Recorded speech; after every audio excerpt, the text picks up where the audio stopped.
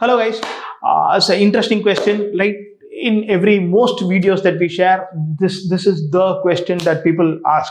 Right? I'll even move away so that you can see important facts to consider. Should I take an admit? Should I skip to CAT 2022? This is the idea that we want to discuss. Right?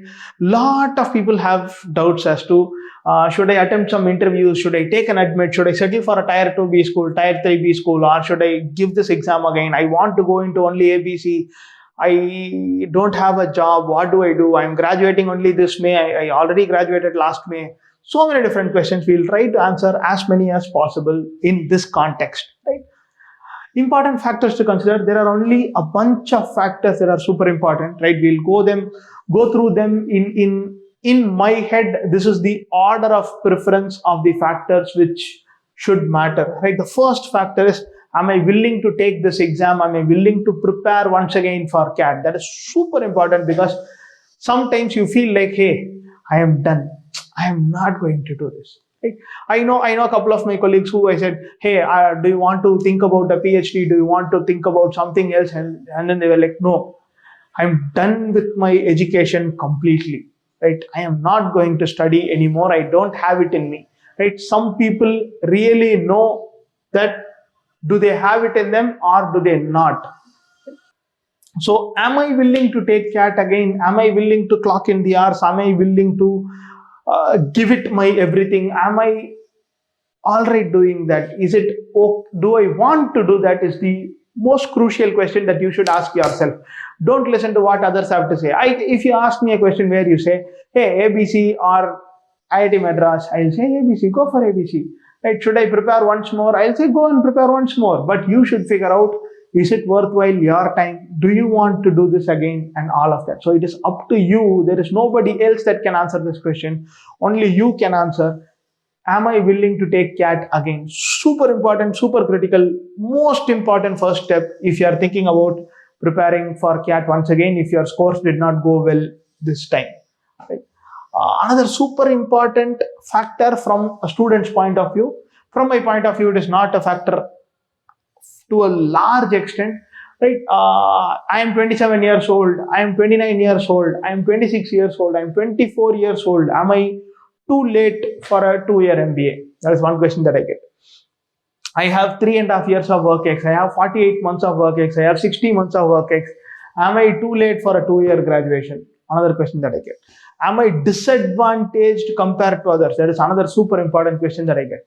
Right? I can tell you, first of all, you can be 28 years old, you can be 30 years old. A 2-year MBA is still within your reach. Don't worry about that at all. You need to justify, find a way to justify. Right? So remember that. So if you are 24 now and the next year, by the time you write CAT, you'll be 25, and the time you join a B school, you'll be 26, and then when you come out, you are going to be 28, right? It is okay if you are 28. You can pass out of a B school when you are 30, 31 years old and still find fantastic jobs and build over to a fantastic 40-year career, right? So don't worry about age as a factor or how many years of work ex is good, bad.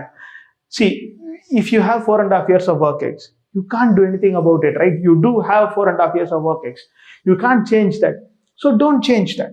Right? Another point that I want to mention in this juncture is that some people worry about, hey, what if there are lesser number of jobs for people with larger work ex, which is in some sense true, right? Let me take a moment, do this, right? There is this bell curve, right? This is, let's say, 24 months, 36 months of work ex. This is 0 months of work ex. This is freshers, right? This is probably 60 months of work ex. This is more than that. So anybody with more than 5 years of work ex is super slim, right? The chances of that is super slim, right? Only those in this band have some advantage over others, right? Others, let's say this number is 48 to 60, and let's say this number is 24. 0 to 24 are comparatively, let's assume they are slightly disadvantaged than this middle band.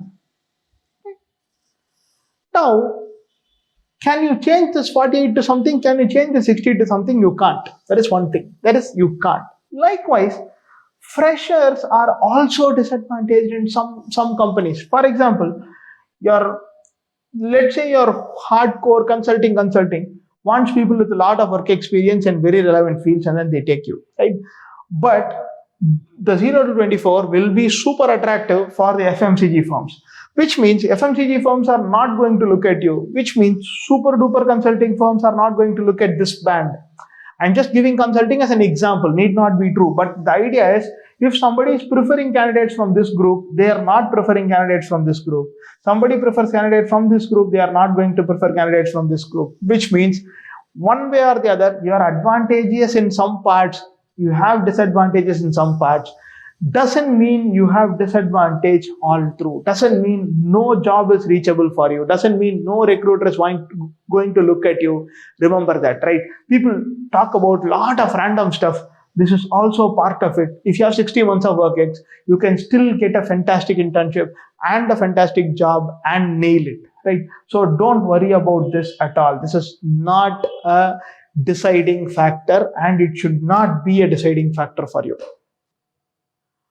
ROI, how important is ROI? It depends on who you are in some sense. So if you have somebody who can write a check, ROI is not that important. If you are someone for whom ROI is important, you got to pay back your loans, then look at schools that have slightly lesser fee but decent pay. For example, IIT Kharagpur is one. So you have about 10 lakhs fees and about 18-19 lakhs average CTC. That is fantastic in my opinion, right? So look into ROI. It is important. In the long run, you should know what you are signing up for, right?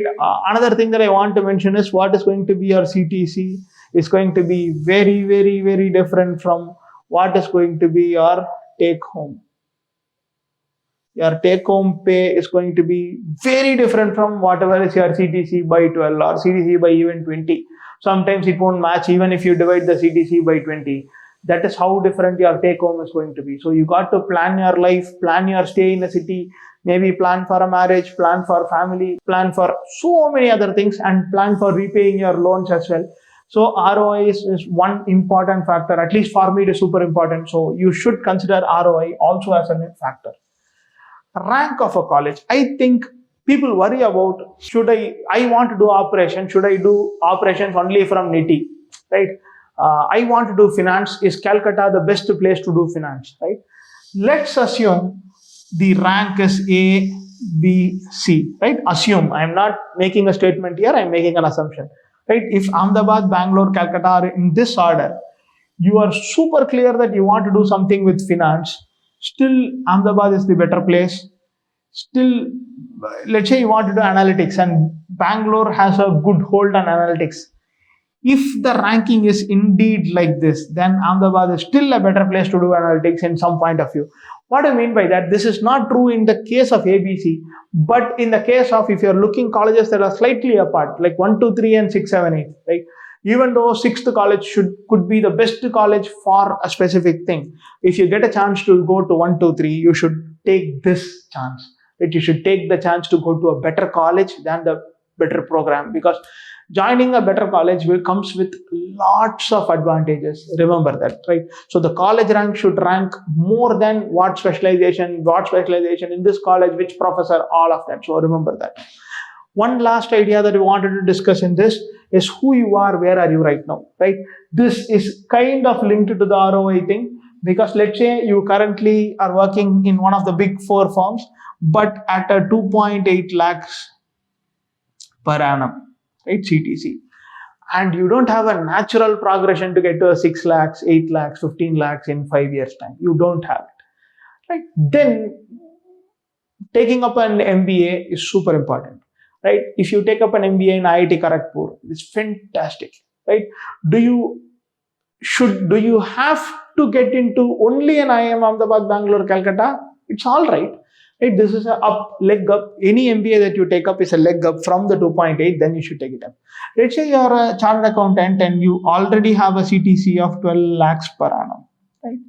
It makes sense only to get into A, B, C, Excel, ISB because of where you are already. That is what we mean by saying who you are, where you are right now, right? If you already have something that is super valuable, think about the ROI, think about the opportunity cost. What is the time that I'm investing in spending these 2 years, and what is the money that I'm losing because I'm investing these 2 years in terms of lost salary, and how much am I paying to get this done? What is the expected CTC at the end of this?